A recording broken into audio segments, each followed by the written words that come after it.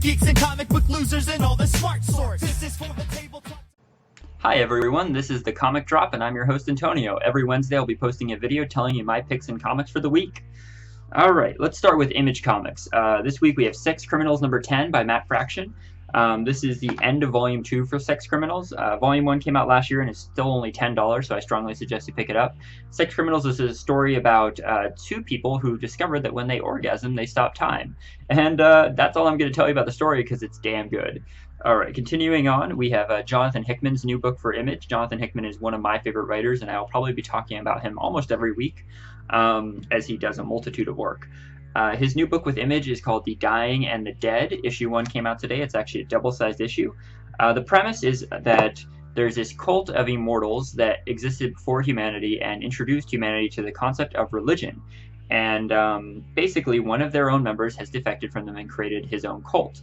So they enlist a normal human to do their dirty work for them, and in return, they'll cure his wife from dying from cancer. So, yeah, it's a good story and leaves a lot more questions than answers in the first issue, but that's normal with Hickman's work. Moving on to DC, we have Batman Eternal number 43. What's really cool about this issue is that back in Snyder's Batman, right after Zero Year, he did an issue detailing what Gotham's going to be like, and this is that issue. Catwoman is the new kingpin of crime. Bluebird is essentially the new Nightwing, and she is awesome. And we are nearing the end of the spoiler story, and there's gonna be some big questions answered soon. All right. So my next DC book this week was the Multiversity Guidebook by Grant Morrison and a multitude of other writers. While it does have a bit of the story for Multiversity, which is the story Grant Morrison has been working on for DC leading up to the big event this summer, Convergence, it mainly serves as a field guide for all the different worlds that you're going to encounter. There's 52 total. You see 51 of them with a few missing in this book, so there's maybe about 40 shown in here. Some of them are really cool. There's a lot of meta silliness, but there's a lot of fan service in there too. We see Darwin Cook's New Frontier, Alex Ross's Kingdom Come, a lot of cool stuff in there. All right, moving on to Marvel, we have Uncanny Avengers number 1. So this is Remender's first issue of Uncanny Avengers since Axis, which polarized a lot of Marvel fans to his work, rightfully so. The inverted story, I'm just not super on board with his characterization of them, but Daniel Acuna's art is great, so take that for what you will. All right, Uncanny X-Men by Brian Michael Bendis. Also not my favorite this week, but still a good issue. We are still dealing with the will of Charles Xavier and the new mutant Matthew Malloy, and I think we're nearing the end of that story. And some big things happen in this issue, but you have to keep in mind the story of this issue happens before Axis. So obviously these things must resolve themselves in some way because we don't hear about them later. All right. So next for Marvel, we have Secret Avengers number 12 by Les Cott. This book is nearing its end, and it's been a great run so far, a lot of fun. If you like MODOK, if you like Phil Coulson, if you like Hawkeye, if you like talking bombs and, gelato, then this is the book for you. All right, so one of my favorite books from Marvel this week was actually All New Thor by Jason Aaron and Dodderman, and this issue was no exception. Just great writing, great art. And I love the new female Thor. She is a badass. We get her to directly, ask some questions to the Odin son, and we get some great moments with Freya, Thor's mom, the male Thor's mom. And the end of the issue, it doesn't answer the question of who is the new female Thor, but it does raise the question: does it matter? She's the new Thor. That's who she is, And I'm excited. I'm excited for the next issue. All right, so. Now we have the last 3 books this week. These are actually my picks of the week, so comics that I just are fully behind and fully support. First one is from DC, Batman issue 38, Endgame Part 4 by Scott Snyder and Greg Capullo. Seems like the end of their run is near.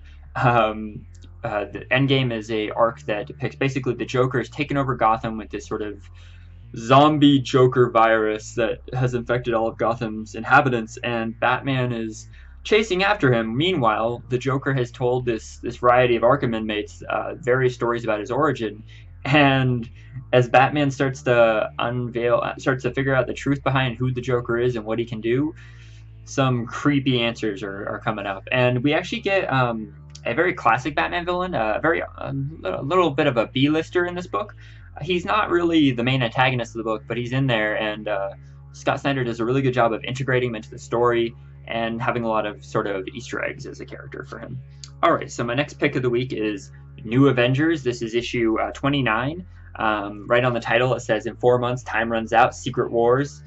So this is pretty much directly leading up to Secret Wars. Now, Jonathan Hickman, who I talked about a little earlier, has been crushing it on this series. This and Normal Avengers are great books. This really answers some questions about what the Illuminati have been up to in between the sort of 8-month story and the previous arc, and why they know the final incursion is coming and what that might mean for the Marvel Universe. Plus, it shows you that this Secret Wars will take some cues from the first 2 Secret Wars that Marvel published back in the 80s. So that's really cool. Okay, so my last book for the week is an Image book by Kelly Sue DeConnick, who wrote an iconic run of Captain Marvel for Marvel Comics with Carol Danvers. And so her new book, Bitch Planet, this is actually issue 2. Issue 1 came out last month. Issue 2 was so good. Issue 1 was good, but issue 2 really tells you what direction the story is heading in. Bitch Planet depicts a future where basically the patriarch has completely taken over. Don't get me wrong, our world is pretty ruled by a patriarch of some sorts, but this is a lot more blatant and a lot more out there. It's a very Hunger Games-esque story. There's this sort of council of people who try to keep people in line with entertainment, and one of those forms of entertainment is this brutal sports competition that they start to realize that tragedy sells viewership. So they look to the owners of Bitch Planet, which is this prison planet mainly for women, and they look to one of their newest inmates, who is actually a previous athlete, to start her own team of prison inmates to fight in this sports tournament. So it is very Hunger Games, but it's really good. Just read Bitch Planet number 1 and 2, and on the back you get all these cool mail order ads for feminist things that are there. It's a lot of fun. It's a great book. I hope you enjoyed this week's episode of The Comic Drop. We'll be back next week with brand new comics. Thank you for watching. Thank you for supporting us. Please like and subscribe our YouTube channel.